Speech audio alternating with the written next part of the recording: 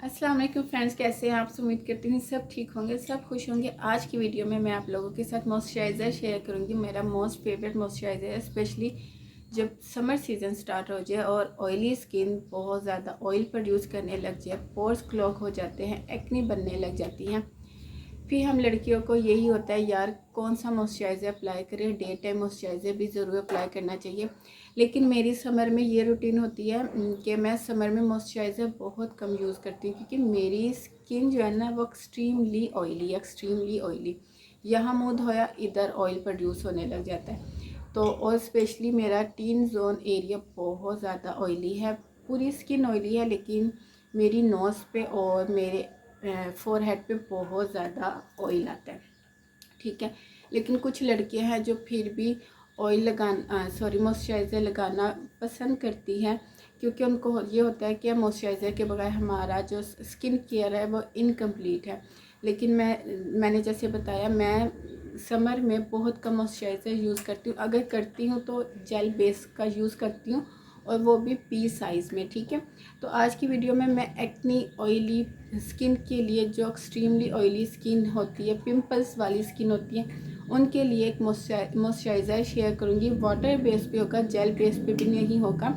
Video start करते हैं। Video पसंद आए तो प्लीज़ लाइक कर दिया करें। इसके अलावा अगर आप मेरे चैनल पे न्यू है ना, तो मेरे चैनल को सब्सक्राइब और बेल आइकन को हिट किए बगैर मत जाएगा, ताकि मेरी हर नई आने वाली वीडियो का नोटिफिकेशन आपको मिल सके।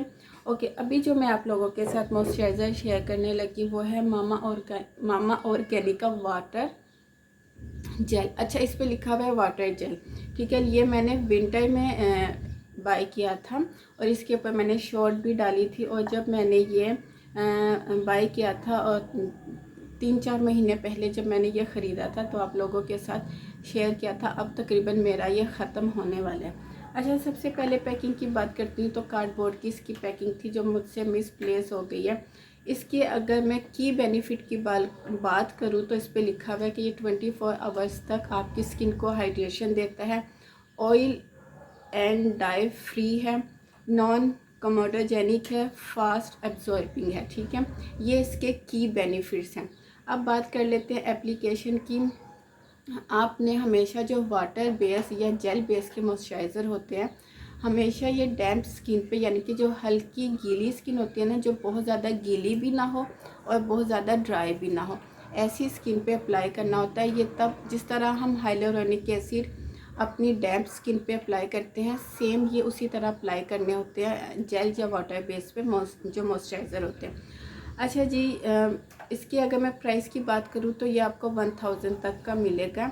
ml की बात करूँ तो इसका जो वेट है वो 50 ग्राम है, और ये हाइलोरोनिक बेस पर मॉइस्चराइज़र बना हुआ है। अच्छा, बात कर लेती हूँ कि इसका टेक्सचर कैसा है, आपको मैं दिखाती हूँ। इसका टेक्सचर टोटली जेल बेस पे नहीं है, जैसे कि पॉन्ड्स, अगर आप लोगों ने पॉन्ड्स का मॉइस्चराइज़र यूज़ किया, आपको पता है वो काफ़ी थिक है, जेल बेस पे है, ठीक है।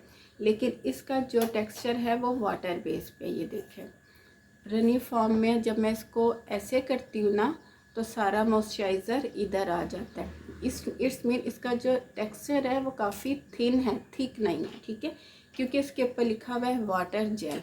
अच्छा, अब बात कर लेती हूँ कि इसको जब मैं अप्लाई करती हूँ ना, मैंने ये विंटर सीज़न में फुल, यानी कि मॉर्निंग में मैं ये अप्लाई करती थी, क्योंकि विंटर में मैं लाजमी अप्लाई करती मॉइस्चराइज़र, तो बहुत जल्दी वाकई स्किन में एकदम से पेनिट्रेट हो जाता है।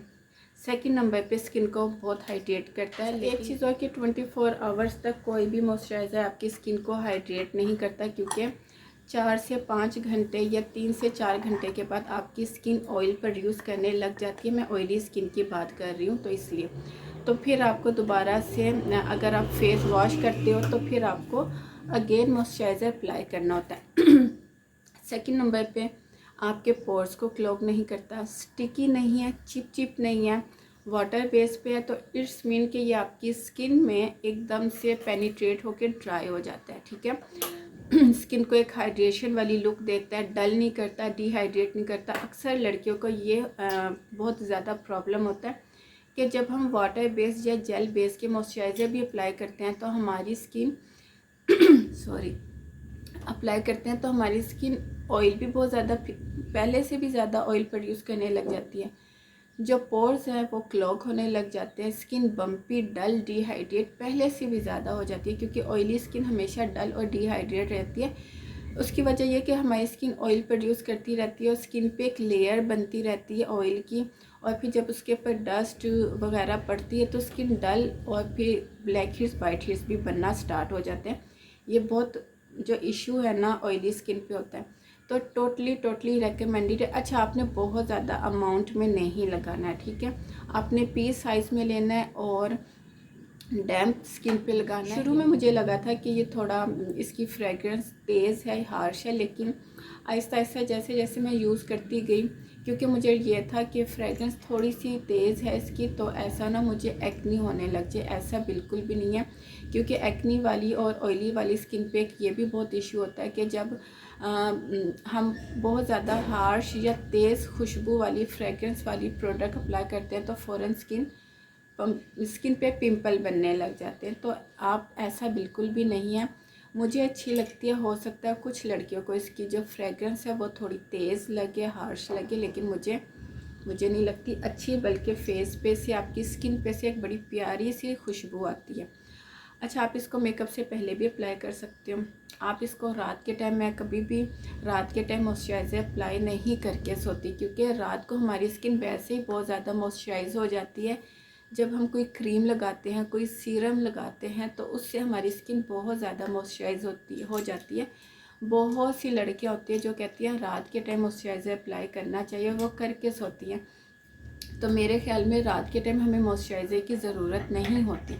मॉइस्चराइज़र हमेशा डे टाइम लगाना चाहिए, ठीक है। यहाँ पे एक और चीज़ मैं आपको बता दूँ, कुछ ऑयली स्किन ऐसी होती हैं जिन पे एक्ने की वजह से ना वो सेंसिटिव हो जाती है, तो उनको भी ये रेकमेंडेड है मॉइस्चराइज़र, ठीक है। फिर मिलती हूँ नई वीडियो के साथ, तब तक के लिए इजाज़त दीजिए। दुआओं में याद रखेगा अपना, ढेर सारा ख्याल रखेगा। अल्लाह हाफिज़।